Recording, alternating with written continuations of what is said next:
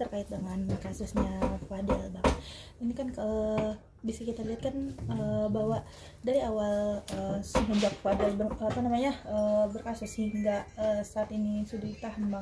Mungkin Abang sendiri sempat melihat adanya kejanggalan nggak sih? Apalagi waktu itu Abang sempat berstatement jika adanya kejanggalan dari kasusnya Fadel, Abang sendiri akan melakukan penarikan diri dari sebagai tim kuasa hukumnya dari Bang Fadel. Iya, sekarang saya jawab saja bahwa memang saya dan keluarga tim sebenarnya sejak penetapan tersangka dan ditahan, pada waktu itu saya sudah mulai kecewa, dan saya kan sampaikan kepada media, dan sikap kecewa saya itu saya tunjukkan dengan saya begitu diinfo, kan saya yang tanya dengan penyidik. Saya bilang, Anda tidak usah ragu-ragu, sampaikan ke saya. Kalian sudah gelar kan, TSK kan? Karena mereka disudut, Kanit, Kasubnit, penyidik. Ya mereka khawatir nanti kalau diinfo buru-buru Bang Rasman marah gitu ya. Saya bilang, saya nggak marah. Dan TSK kan? Karena mereka langsung siapkan kertas gitu. Nggak usah ditutupi, udah tersangka umumkan aja, tapi harus jelas dasar hukumnya. Dia bilang, iya Bang, udah TSK. Terus apalagi mau ditahan? Saya gituin, karena saya sudah tahu kan kalau itu anak di bawah umur kan. Izin Bang, kami info ke Abang akan ditahan. Oke, sebelum ditahan saya akan panggil Fadel. Kan Fadel kan selesai diperiksa. Saya panggil Fadel, saya panggil kakaknya Martin, Bintang, ayahnya juga Umar, Pak Umar, dengan istri saya dan tim hukum yang lain. Saya tanya, Fadel, kamu sudah dinyatakan tersangka dan akan ditahan. Ucaplah dia langsung di situ. Tapi sebelum kamu ditahan, saya ingin tanya, benar tidak kamu telah melakukan hubungan seksual sebanyak 10 kali dengan Loli? Dia jawab, tidak Bang, demi Allah, demi Rasulullah, tidak. Pak Om, tidak Om. Benar tidak Loli pada bulan Maret, kalau saya nggak salah, maaf, bulan Mei, 9 Mei, dia melakukan aborsi dengan cara minum pil dan video call dengan kamu. Maka jawabannya pada waktu itu tetap dia bersikukuh bersumpah bahwa dia tidak melakukannya. Udah aman Bang, udah saya kecilin. Jadi statement itu bagi saya membuka tabir sesungguhnya apa yang terjadi. Dan dia bersumpah, saya bilang kalau bersumpah juga percuma, toh penyidik. Nah saya turun, saya bilang, Mat, kamu yang beresin administrasinya, saya pulang. Rahmat bilang, Pak, ini gimana Pak? Ya sudah, kan mereka sudah tahan. Saya kesal, karena memang dari awal saya sudah tanya, dari hati ke hati dibilang tidak, dibilang. Nah, kemudian selama ini sebenarnya saya sebagai ketua tim dan tim hukum yang ada Bangkit, ada Guirangga, ada Ricky Hutasoid, ada Ando. Itu kan tim lawyer yang lama yang memegang dia terus bergabung ke saya. Coba kalian perhatikan, sebelum Fadel tersangka pun mereka udah nggak pernah nongol, benar nggak? Yang tampil itu justru saya, terus saya suruh Rahmat, tim saya yang lain. Kenapa? Karena itu tadi, mereka juga kecewa. Ditambah lagi informasi-informasi yang muncul. Nah misalnya Bu Titin. Bu Titin itu datang ke rumah saya, di situ nangis, Fadel nangis, Pak Umar nangis, Bintang nangis, Martin nangis, semua nangis. Tapi setelah kita tangani kasus ini, Bu Titin itu justru susah diajak komunikasi. Tapi begitu Fadel ditahan, baru dia nongol. Rajin saya lihat. Saya ini bukan orang bodoh, saya mempelajari karakteristik. Dan saya mendalami kasus. Saya bilang, Mat, kamu amati. Maka di awal, saya bilang satu. Tanda tangan surat kuasa dengan cap jempol, tanda tangan plus jempol.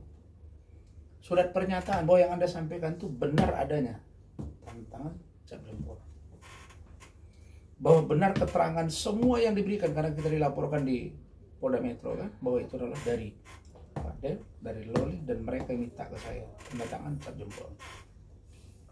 Apa gunanya? Ini tadi, kita tidak tahu. Kita akan berlangsung lama dengan mereka, saya yang mundur, ya, atau mungkin ada usaha-usaha mereka pula untuk menarik diri. Tapi yang pasti dari kantor saya sudah disebutkan bahwa pernyataan itu benar adanya ini dan tidak bisa dicabut kuasa, kecuali ada hal yang sangat spesial yang akhirnya bisa kami lepaskan. Intinya sepanjang kami masih ingin memegangnya, kami pegang. Tapi kalau kami lepaskan, ya kami lepaskan.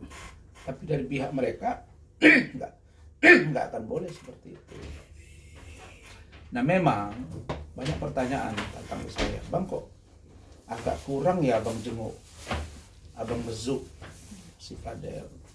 Kok agak kurang intens Bang Rasman ke Polres. Nah saya ingin jawab sama kalian, saya bukan tipe orang yang ingin tampil bolak-balik di TV, karena saya sudah tampil.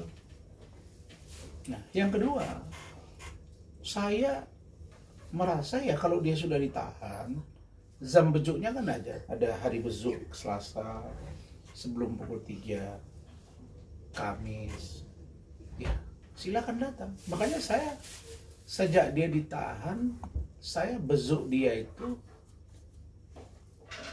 ketemu sekali. Saya panggil, kami di satu ruangan bicara. Saya sampaikan poinnya, gimana perasaan kamu? Ya Om baik. Ini Loli begini, bisa jelasin lah, Loli ada ini pacar, ini kamu jangan sedih ya Om. Baru terakhir, ini ada bahasa-bahasa dari NM yang disampaikan Loli, katanya uang dia banyak sama kalian, ratusan juta, dan dia mau minum saja itu tidak dapat kecuali minta sama Aiko Malasari, istrinya Martin. Bahkan dibilang lagi minum air apa lagi? Air keran. Ya oh itu gak betul oh. Terus berapa kira-kira uang endorse dia yang sampai ke kalian? Ya lebih kurang 100 juta oh.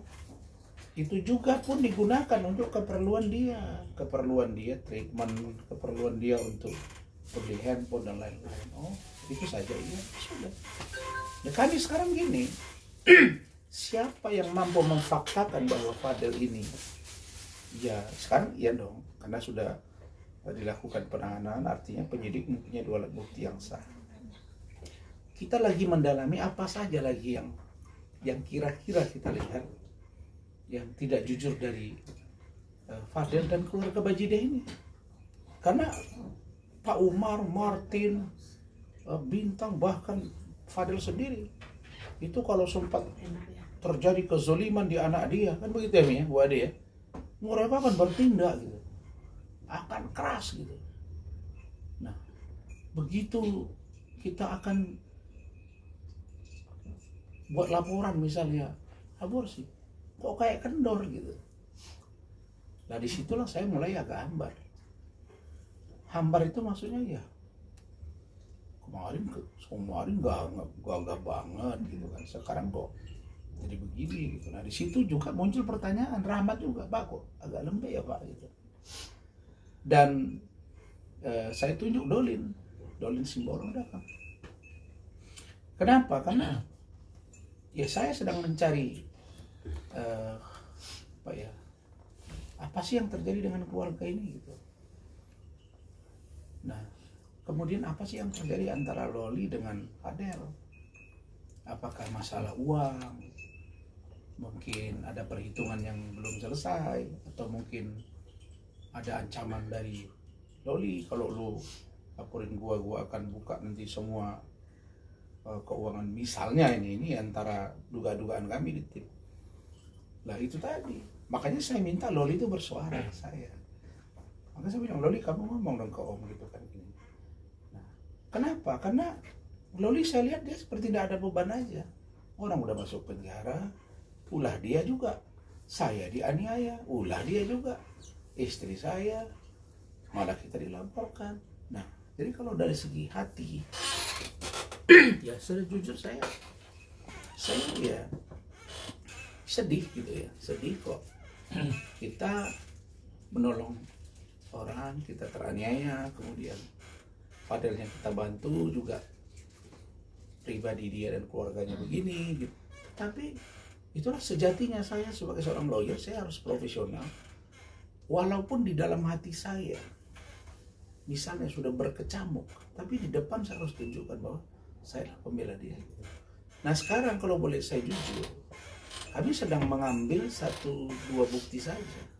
Kalau nanti ternyata itu akurat, sedang di tracking oleh tim saya, maka confirm kita akan mundur. Kapan, seperti apa, nanti saya akan info kepada kalian. Jadi ini nggak ada urusannya dengan berita acara sumpah saya dibekukan lah. Kalau dibekukan saya lakukan PT-UN, begitu nanti daftar PT-UN kan saya boleh bersidang, kan lagi ada proses hukum. Saya buat gugatan untuk melawan itu. Boleh nggak saya bersidang? Boleh, saya lakukan perlawanan. Dulu Pak Rizal Bakri, oke, Munas. Terus ada Munas lagi dari Pak Agung. Dua-dua berseteru bahwa tuh Pak Rizal Bakri tak memilih. Saya ini anggota DPRD 2 periode, wakil rektor, wakil ketua sekolah tinggi, dosen sampai hari ini. Saya mengerti. Saya ajukan aja itu. Kalau belum selesai itu, saya ke PN lagi, habis PN MK lagi. Tapi saya yakin tidak terlalu lama itu akan kembali. Karena ini kan hanya emosional sesaat saja. Dan saya kira niat saya tidak menghantam institusi, hanya menyampaikan aspirasi kami yang tersumbat lewat Ibu Ketua Majelis dan anggota. Tetapi belakangan ini saya lihat Ibu Ketua Majelis sangat care, dan dia bahkan sampai Rahmat aja minta ditangguhkan pernikahannya tanggal 7, minta sidangnya tanggal 10 ditunda, disetujui. Ya saya lihat Ibu Sofia Tambunan ini benar-benar orang Medan lah, kan marga Tambunan beliau, Batak Muslim ya. Jadi karena kami Batak itu ada Batak Toba, Mandailing, Dairi, Pak Simalungun. Nah mulai kelihatan bahwa Ibu Sofia ini seperti saya, marah ya marah, bisa selesai. Jadi memang hakim itu, menurut Profesor Yusril ya, itu satu alumni masa di Universitas Sains Malaysia, tidak boleh pemarah. Hakim tidak boleh marah dan tidak boleh pemarah. Kalau dia pemarah, maka putusannya nanti dibarengi oleh amarahnya, jadi nggak netral lagi. Dan hakim juga tidak boleh penghibah. Kalau dia penghibah, nanti hukumannya bakal berat, jadi hibah jadi turun gitu.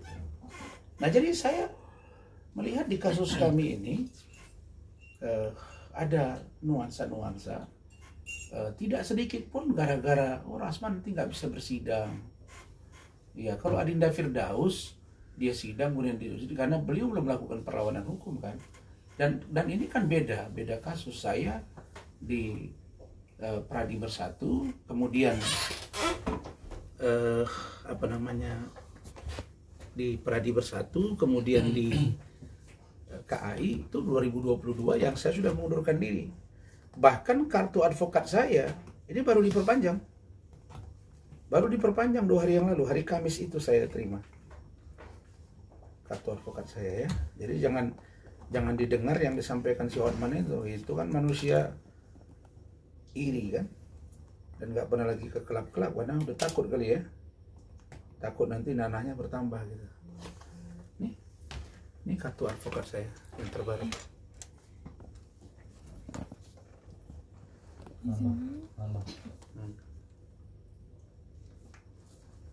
Di sini Dr. Haji Razman Arif Nasution SSG Imam PhD berlaku sampai dengan 31 Desember 2028. DPN Pradi Bersatu.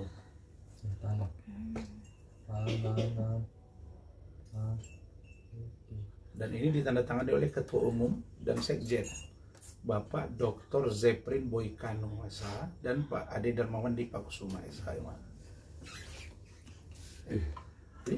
Jadi, kalau secara organisasi, sebentar saya jelaskan. Kalau secara organisasi keadvokatan, saya nggak ada masalah.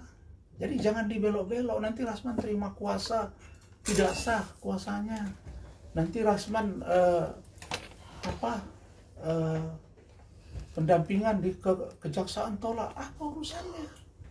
Yang berhak memberhentikan seorang advokat itu organisasi advokat, bukan urusannya dengan pengadilan tinggi. Jadi iya, kalau di persidangan urusan lain. Nah, tapi persidangan itu kalau dengan saya gampang. Saya tanya, tolong tunjukkan klausul satu saja aturan undang-undang yang mengatakan bahwa pengadilan tinggi yang hadir sebagai saksi disumpah advokat seorang lawyer berhak dibekukan. Ya, tidak dicabut. Kalimat dicabut tidak ada, dibekukan apalagi. Dinonaktifkan juga tidak ada kalimat itu. Itu aja akan kesulitan hakim. Yang kedua, ada tidak kalau urusan sumpah kemudian seorang advokat yang tidak dalam menjalankan tugas profesi sebagai terdakwa terus dibekukan berita acara sumpahnya, itu kan sudah tidak sinkron. Nah, kemudian kalau saya sudah lakukan tun, maka due process of law, selagi belum ada inkrah, saya bisa beracara.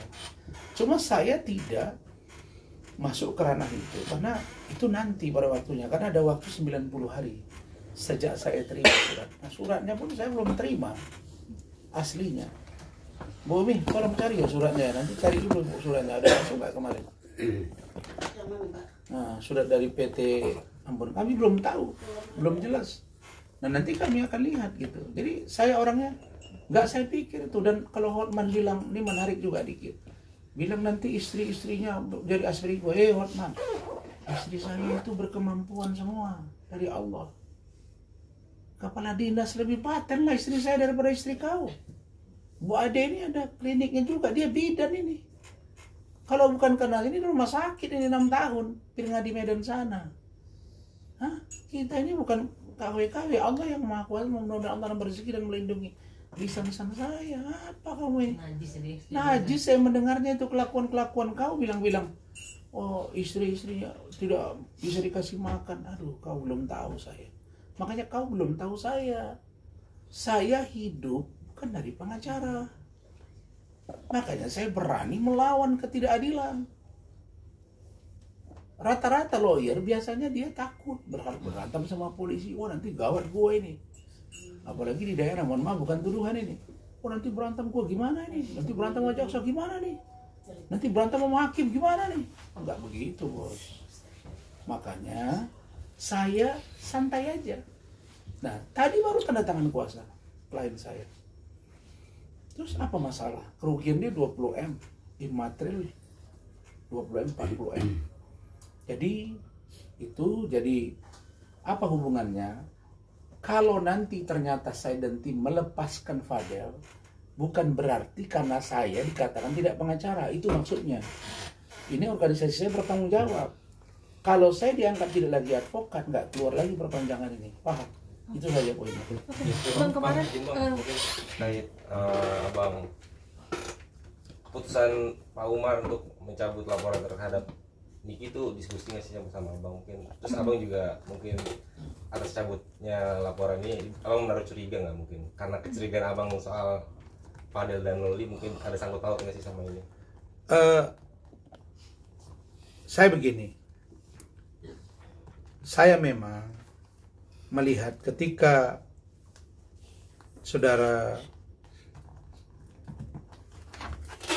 atau katakanlah Pak Umar, Martin, Bintang ya, memunculkan informasi di depan wartawan minggu lalu, saya masih ingat tuh minggu lalu,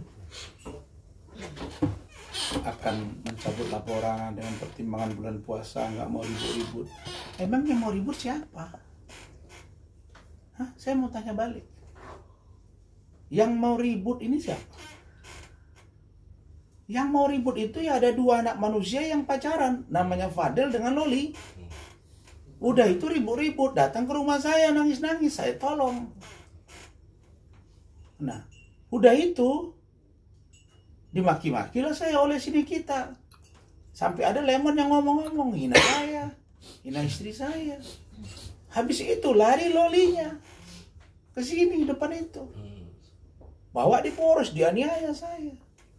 Yang buat ribut ini mereka, bukan siapa. Ini mereka, antara mereka gitu. Makanya saya agak marah ini. Jujur saja, saya ketika disampaikan ingin mencabut itu, saya tidak diberitahu. Di situ sudah poin masuk bagi saya. Oh, ini orang udah nggak benar ini, kan gitu. Saya bukan tidak setuju dicabut, itu hak dia, tapi koordinasikan ke kita. Sedangkan saya tidak akan mencabut. Bahkan saya sampaikan tadi bahwa NM sudah didatangi oleh penyidik Ketahti Narkoba Polda Metro, dia tidak bersedia diperiksa. Hilanglah hak dia. Saya masih kejar. Nah, jadi berbanding terbalik. Harusnya mereka yang keras laporan aborsi. Karena 4 tahun. Karena 4 tahun ancaman hukumannya. Sampai saya bilang kalau kalian laporkan dia, dan dia tahu bahwa itu adalah pidana buat dia, bisa jadi nanti Loli itu akan bilang sama maminya, cabut laporannya. Kan bisa lepas dia. Karena belum P21 kan. Karena di awal garang banget ini keluarga ini. Wah, kita akan gini, kan gitu ya. Ya kan? Tapi apa faktanya? Nah, itu poin bagi saya sebenarnya. Nah, setelah dia statement itu, saya WA lah si Martin. Martin, ini gimana? Ya Om, kita ini Pak, ya oke, nggak apa-apa. Silakan kamu mencabut, koordinasikan ke kami. Tetapi perlu Martin tahu bahwa laporan saya 2 terhadap NM tidak saya cabut. Nah, ada informasi masuk ke saya. Rahmat bilang, Pak, ini ada informasi. Ya, adalah yang buat status, adalah yang pernyataan Pak Rasman kok bermanuver. Kenapa tiba-tiba mau baikan dengan NM? Saya nggak mau baikan dengan NM. Saya mau bantu NM untuk mengungkap dugaan jaringan mafia skincare. Terus ada pertanyaannya, oh itu kan mantan-mantan klien Pak Rasman, jadi dia sakit hati. Saya tidak peduli dengan itu. Mau sakit hati, nggak ada urusan. Karena mereka yang cabut kuasa ke saya, yang diduga dipengaruhi oleh Dr. Oki, seluruhnya kulum ajma'in menderita. Ya, termasuk Henny Sagara, termasuk Reza Gladys, termasuk Oki, termasuk Dr. Richard. Ada yang setor 2M infonya, ada yang 4M. Ya, mereka saling kejar, dan sebenarnya ini api dalam sekam. Sejak saya pegang pun dulu, saya selalu bilang, kalian jangan ribut di antara kalian. Tapi saya pikir dulu persaingan bisnis murni. Tetapi ternyata ada penjualan produk abal-abal. Kebayang nggak sama kalian seorang SS, Sheila Sokya, meminta maaf di medsos, mengatakan telah menjual produk overclaim. Itu konsekuensi hukum yang tidak boleh ditawar-tawar. Maka saya sebelum lebaran akan datang ke BP POM. Saya info kalian, saya akan gebrak, saya akan minta mereka turun. Nah, jadi terkait dengan persoalan-persoalan yang ini, urusan saya mau ketemu dengan NM, tidak akan ada maksudnya saya berdamai, lalu kemudian memberatkan Fadel. Tidak. Atau saya akan akan saya tarik laporan saya terhadap NM. Tidak. Kalaupun ada bahasa saya, nanti saya diskusikan. Itulah seorang Rasman. Tidak akan pernah kalian baca manuver saya. Karena seorang lawyer butuh juga, di luar dia punya legal mind, tapi juga strategic mind. Harus ada strategic mind. Otaknya mesti main untuk mengatur siasat, bahasa Arabnya strategi. Itu cara saya. Dan saya berhasil dengan saya kemarin menggebu-gebu mau ketemu NM. Dokter O kan kalang kabut. Sibuk dia. Sampai nunjuk kuasa hukum. Kemudian sampai ngomong si Fahmi bilang hampir tiap hari dengan Dokter Oki. Saya akan tetap kejar kasus ini. Kemarin saya ketemu Adinda Sunan di tempat Bang Hercules. Karena saya sudah ditunjuk menjadi juru bicara resmi Ketua Umum DPP GRIP Bang Hercules. Dan juga GRIP dan Humas juga sebagai public relation. Kita ketemu di sana. Farhad ada dipanggil, disalamkan dengan saya. Tidak boleh ribut. Tidak boleh bertengkar. Tidak boleh saling hujat. Ya, saya diberi amanah sekarang oleh Bang Hercules, ya saya jalankan. Maka jangan ganggu-ganggu saya. Ya, Hotman ya. Siapapun gak usah gitu. Karena prinsip dasar yang membuat saya sangat-sangat simpati dengan GRIP dan Bang Hercules, Pak Anan dan lain-lain sampai Pak Zulfikar, semua tim di dalam. Mereka punya filosofi yang sangat menyentuh. Tidak perlu sedarah untuk bersaudara. Itu saya rasakan. Makanya saya bergabung. Jadi itu poinnya. Oke? Mungkin terakhir Bang, postingan dari Nikita Mirzani Bang. Dia bikin postingan. Nikita Mirzani atau siapa sih? Kalau memang dia bisa buat postingan itu. Dilakukan oleh adminnya. Enggak, saya kemarin ditanya wartawan juga dan saya pernah ditahan. Saya mengerti. Kalau bisa dia pegang handphone berarti something wrong. Ada yang salah di dalam. Adminnya yang Nikita Mirzani official. Iya betul. Nikita Mirzani official.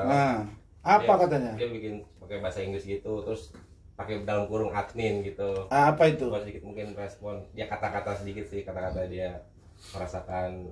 Maksudnya hal ini pasti berarti melihat ya. Postingan bahasa Inggris soalnya. Apa katanya? Kan ada itunya translate. Itu biar anak saya yang apa ya? Alif. Coba. Alif. Nih coba artiin bahasa Inggris tuh. Anak saya jago nih bahasa. Coba bacain Lip. Bacain bahasa Inggris dan artiin.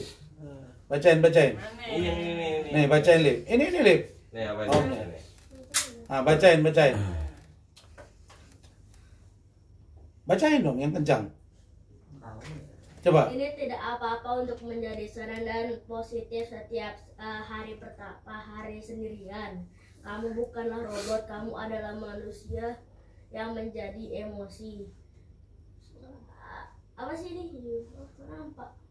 You have got to give yourself a break. Kamu harus memberi diri kamu Break istirahat dan mengizinkan diri kamu untuk merasakan apapun. Ini adalah feelingmu dan kerja apa yang sudah kamu lewati. Go easy on yourself, santai aja. Ini kata-kata buat diri sendiri gitu. Iya. Saya kira itu spirit of life, ya, semangat hidup. Bahkan saya pesan NM, kamu harus punya self confidence, kepercayaan diri yang tinggi. Karena saya katakan kalau seseorang tertimpa musibah, termasuk sakit, termasuk di penjara, kalau dia sabar mendekatkan diri ke Tuhan, diampuni dosa-dosanya. Sebagian dosa-dosanya, dikurangi dosa-dosanya. Dan kalau dia, yang kedua, harus mengoreksi apa yang terjadi dengan hidup gua. Ya saya yakin dia akan tetap membangun untuk bagaimana dia sebagai seorang NM. Makanya saya, jujur ya, saya tidak suka dengan cara Panda. Panda itu kan ngoceh-ngoceh terus. Panda ya namanya ya, yang dari SS. Saya nggak suka itu. Karena menurut saya, walaupun kita benci sebenci-bencinya, tidak usah Anda bangga dan bahagia lihat orang masuk penjara. Karena agama tidak mengajarkan itu. Saya patokannya ke sana. Agama manapun tidak. Jadi, kalau dia sudah menanggung risiko perbuatannya, ya tugasmu mendoakan dia supaya sadar dan berubah. Itu. Jadi kata-kata itu adalah spirit hidup dia dan juga untuk anak-anaknya.